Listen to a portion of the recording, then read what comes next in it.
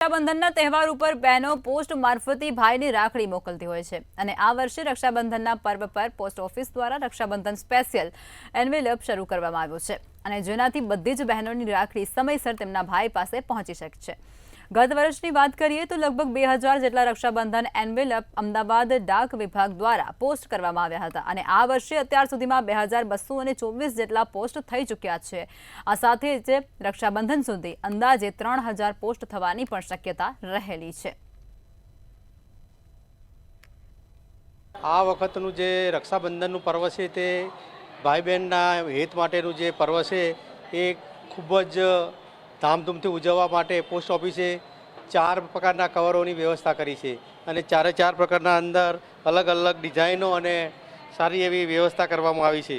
જે કવરો જેને જે પસંદ આવે તે પ્રમાણે ખરીદી શકે છે અને તેની પહોંચાડવા માટેની પણ અલગથી વ્યવસ્થા કરવામાં આવી છે। 40 વર્ષથી છેલ્લા હું મારા ભાઈને રાખડી પોસ્ટ કરું છું। હું વડોદરા રહે છે અને હું વડોદરા રાખડી પોસ્ટ કરું છું। એ ભાવના તો એવી જ હોય છે કે આ રૂબરૂ મળે ત્યાં મારી ભત્રીજીઓ હોય છે તો એ લોકો રાખડી બાંધે ભાઈને, એટલે હું ખુશ થઈ જાઉં કે ચાલો એ તો બાંધે જ છે ને।